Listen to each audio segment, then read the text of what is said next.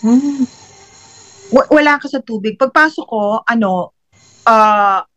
unti-unting nawala yun. Parang, parang nasa tubig ka, pero actually wala ka naman sa tubig. Welcome to my channel mga master. This is Master G. Ngayon, gusto ko pong i-share sa inyo yung naging guesting ko po sa isang sikat na radyo. Oo. Actually, ano siya, in-invite po ako ni... Shoutout po kay Sir Ray Sibayan. Oo, siya po yung... programa niya po yung tinatawag na Gabi ng Misteryo, which is sa DZRH. Parang yun yata yung pinalit sa Gabi ng Lagim. Oo, kung shoutout kung batang 90s ka or ano, kung alam mo yung mga, hindi lang actually batang 90s. Ano siya, nagulat ako dahil pinag-usapan namin yung sa Biringan, yung pinuntahan namin nung nakaraan pa. So lalagay ko niyan sa screen yung mga hindi pa nakakapanood. Ngayon, nagulat din ako na kasama pala siya dun sa, sa guest. So wow, sabi ko big time, supporting actress or best actress award winning itong si Miss Elizabeth Oropesa na ngayon ay meron siyang mga ginagawang Astra Travels, tapos hindi ko sure kung may YouTube siya. Try kong ilagay dyan sa screen si Ma'am Elizabeth. Hi, this is how my astral travel ability was tested by Colonel Gil Aganon, one of our teachers in Kalimasada way back 2010. We were in UP at that time, and he told me to look at the knife that he was holding. He made me touch it, and he told me to look for it. I said, okay. I thought he was going to hide it somewhere in the school in UP. He said, no, you will go home, I will go home. I will hide it, and then you look for it. Wow. So I went home. When I got home, I meditated, I prayed. After praying, I went astral traveling. I looked for the knife. I went to his house. His house is far from my house and far from the school. I cannot find the knife in his house. I followed some of the energy, the trace of the energy, my energy from the knife that I touched, and saw it in another house. I looked for it and found it right away. I got scared kasi I saw a being. I don't know if it was a ghost. Maraming salamat po dahil marami din po akong natutunan sa inyo, Ma'am Elizabeth. So, ano ba yung mga pinag-usapan namin? Ilalagay ko na lang po, panoorin nyo sana yung video hanggang dulo dahil exciting po ito. Kausap ko na rin po sa TikTok si Ma'am Elizabeth. Ewan ko lang po kung magre-reply siya kasi nung nakaraan, natandaan niya na magkausap kami. Balak ko po sana pumunta ng Bicol for collaboration namin dalawa. At magpapaturo din ako ng ilang Astra travel kay Ma'am Elizabeth.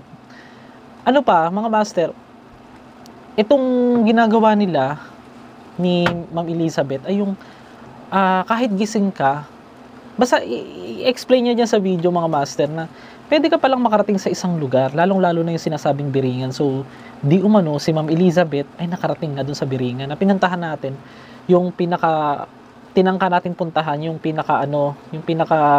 lagusan niya, mga master. Sa mga hindi pa po nakakaalam, yung Biringan po, yan po yung mystical place or enchanted place po dito po sa Pilipinas na sikat po yan, lalong-lalo na sa KMJS, sa mga ibang vlogger din. Pero bihira lang po nakakapuntang vlogger doon. At na magpapatotoo din. At ito pa, nakaka-proud din para sa atin, lalo na sa channel natin, na meron tayong makaharap na sikat na artista at actress yan. Siyempre, nakaka-proud din na mai-ere tayo ng live sa DZRH o sa Manila. Yan po. Subscribe na rin po kayo kay Sir Ray Sibayan sa kanyang YouTube channel, mga master. Para mapakinggan nyo rin yung mga iba't ibang kwento na hindi lang po sa akin, kundi po sa ibang mga aspiring vloggers din na gusto pong mag-share ng story nila tungkol sa mga kababalaghan. Yan. So yan, pakinggan nyo yung aming usapan nila Ma'am Elizabeth Oropesa. Tapos yung aming conversation na recorded po ito through video call with Mr. Ray Sibayan. So, let's go. Kung bago ka lang, please like and share at mag-subscribe ka kung gusto mo yung mga video ganito related po sa mga hilig mo. Let's go. Ano? Opo, ayun nga po Ngayon, tinanong ko po yung bankero ng time na yan. Sabi ko, normal lang po ba to, sir, na may ganyan kapag merong ibang vlogger na nagpupunta na may mga ganyang alitap-tap. Ngayon, ang sabi po sa akin, kaya ako kinilabutan, ngayon lang daw po Kasi meron na silang ibang nasamahang vlogger eh. Hindi naman daw po ganun. So parang pakiramdam po talaga. Ngayon nangingilabot po ako ngayon. Bandang kanan ng binti ko ngayon kinikilabutan. Sabi nila sa akin, parang wini-welcome ka daw. Nabasa ko din po sa ibang comment. Parang malapit ka na talaga doon sa sinasabi nga nilang biringan. Kabagay, ganyan ang paniniwala. Di ba, Ma'am Elizabeth, no? Ma'am, kapag yun daw puno o yung lugar ay punong-puno ng alitap-tap, may mga nakatirang mga engkanto. Tama ho ba yun, Ma'am Elizabeth? Merong particular na puno talaga na maraming alitap-tap kahit walang nakatirang mga engkanto. Katulad nung sa Bicol, merong mga punong ganun talaga. Pero karaniwan sa mga punong may engkanto ay may alitap-tap din. Kasi akala nga ng iba alitap-tap yun, pero hindi naman, kundi yung mga maliliit na may pakpak na lumilipad. Tapos yung sinasabi ninyong barko, normally yun, meron talagang barko na sumusundo dun sa mga parang mute yung natin, nakakarating dun o kinukuha ng iba, isinasakay dun para makatawid. Pero normally, kung hindi normal na pagpunta katulad ng astral traveling, kung may pahintulot, hindi ka nasasakay ng bangka o barko, actually bangka yun. Pero ang sumusundo hindi kasi ako sumakay dun eh. Hindi ako nagdaan dun. Oo. Ako, nandun ako mismo sa tapat ng pinto. 2 beses ako nag-try. Yung una, sarado. Umalis ako uli kasi hindi ko alam kung paano ako papasok. Normally kasi yung mga katulad ko, nagdadasal muna, humihingi ng pahintulot. Nagdala ko ng hindi po physical to in my mind's eye, yung may in my parang imahinasyon po, may dala po akong bulaklak at mga prutas. Saka ako bumalik at humingi ng pahintulot kung kanilang tatanggapin. Hindi po advisable na mamilit eh. Saka bumukas. Nung bumukas po 'yon, parang portal. Parang offering po yung binvisualize nyo na mga bulaklak, ano po, sa kaprutas, ma'am. Yes. Oo, normal yan yung pag-alay eh. Dapat talaga marunong ka mag-alay eh. Parang paghingi mo ng pahintulot na wala ka namang masamang intensyon, na hindi ka kaaway.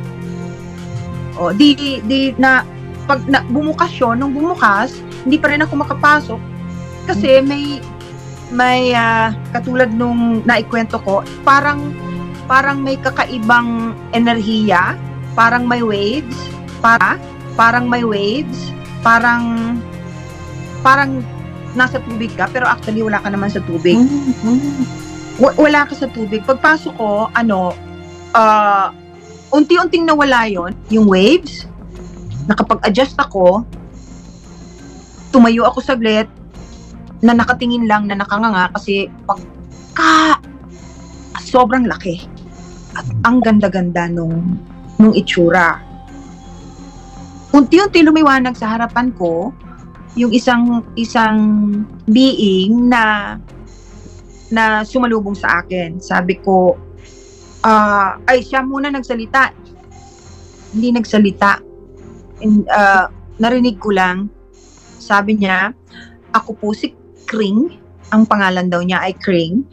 Ako po ang sasama sa inyo sa pag-ikot-ikot ninyo kung anong gusto ninyong makita kung pahihintulutan kayo. Nagpasalamat naman ako. Pero syempre, yung attention ko, hindi lang nasa kanya. Yung itsura niya, magandang-maganda yung mukha.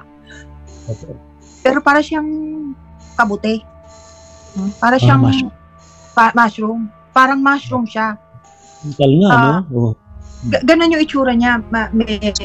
Anyway, hindi ko alam kung gaano katagal yung linakad namin kasi lahat ng bagay na dinadaanan namin, maraming iba't ibang sensation ang mararamdaman mo. Pati pang amoy. Napakabango, pero iba't ibang klaseng amoy. May amoy tsokolate pa nga, amoy bulaklak, amoy malinis. Pero hindi amoy Tide, hindi amoy linabahan. Ibig sabihin yung parang bagong sikat ng araw, yung parang may linabahan ka na ang bango-bango ng lugar. Parang ganyan. Pero ito, ma'am, maputo lang kita, Ma'am Elizabeth, ma'am. Si Master G, meron din siya naamoy doon eh. Talaga? Opo, naamoy siya doon. tama. Nakita mo RHTV yung isang video na sinasabi merong parang may naamoy siyang ulam ba? Opo, sir, totoo po yun. Ngayon, nagtaka lang naman ako, bakit ako lang po ang nakaamoy? Samantalang yung tatlong kasama ko noon, wala silang naamoy. Tinatanong ko nga po, naamoy ko talaga po una, nagluluto, tapos sunod-sunod, iba-ibang putahin na. Meron ako naamoy na menudo, yung parang, alam mo yung handaan, ganun. May party. Tapos, bago po yun, sir, opo, sorry. Ito. Master G, pakinggan lang natin yung audio mismo ng video. Kung yung mga kasama ko, kung nakaamoy pa sila ng nagluluto. Sabi nila hindi raw. Ikaw, di ba, nakaamoy ka ba? Wala? Hindi. Ako, naamoy ko parang may amoy minudo, amoy handaan. Ano mo yun, guys? Tapos, bukod sa narinig kong barko, meron din akong, eto based on my experience, hindi po ako gumagawa ng sarili kong kwento. Na-experience ko po ngayon lang. Kasi sa dami ng napuntahan ko, dito lang ako nanginig ng ganito. At hindi lang ako nag-iisa. Dalawa kami ni Gestoni, yung nagbibideo sa atin na third cousin ko. As in talagang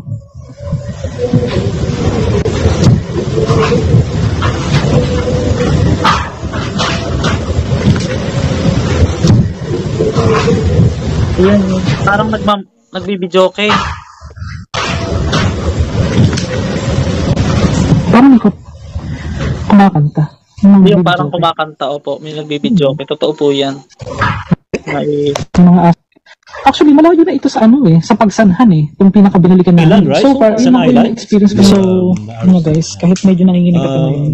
Master G. Ipagpapatuloy natin yun. So, itong lugar talagang magubat to, no? Opo, ano po siya? Actually, yan po ang sabi sa akin ng bangkero talaga. Diyan talaga nagpapababa. Karamihan nga po nung nagba-vlog. Kasi diyan daw po talaga yung pinaka-portal na sinasabi nila sa akin na kailangan daw ikutin mo yan dahil dulong bahagi daw po niya pag diniretso mo is puro puno na siya. Tapos yung lupa na ganyan, hindi na siya lupa na parang nadagat na parang pangkaraniwang lupa na. Tapos yun na po yun. Dire-diretso ka lang. Kaya lang hindi po ako kasi iniisip ko po baka mamaya maligaw kami, hindi ko alam yung daan. Baka doon po kami hindi makabalik. Opo. Kung wala kang dalang alay, siguro mahirapan ka bumalik o makapasok at opo, siguro po.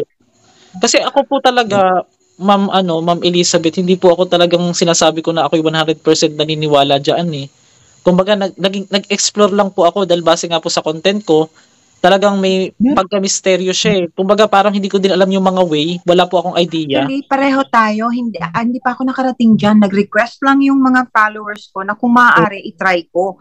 And to make my point, I mean, ibig sabihin yung hindi ako naghanap o nagtingin ng video na kahit na para malaman ko yung kung ano yung katunayan, kung tunay ba yung ma-experience ko. Hindi ko pa nakapanood ng kahit na alam ng langit yan. Alam din nila yan. Curious din ako katulad mo, Mr. G. Opo, Master G. Opo, Master G. Opo. Master G. Pareho tayo. Ganito po kasi yung, Sir at saka Ma'am Elizabeth at saka Sir Ray.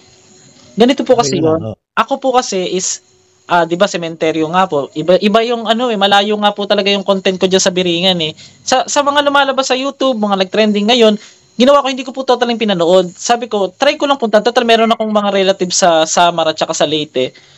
Iyon po, nagpasama na ako dun sa pinsan ng mama ko.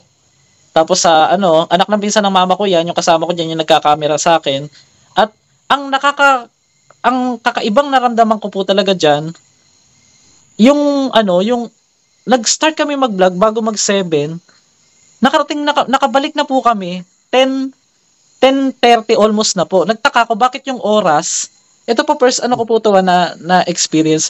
Samantalang yung chinek ko na video, pinag-compile ko na, hindi pa po umabot ng 30 minutes yata ganun sila talaga. Wala silang sense of time. Iba yung oras. Sense of time nila. Hindi katulad ng oras natin. At saka yung naririnig ninyo, at saka, kasi ako nakapasok ako talaga. Yung community yon, different communities, may kanya-kanyang bahay, at saka palaging parang may kasiyahan at piyesta. Yun ang naririnig ninyo. Kaya nga, nung pumasok ako, ang feeling ko, ang bilis-bilis, actually matagal pala. Kasi lahat Di, para pero kang, ba?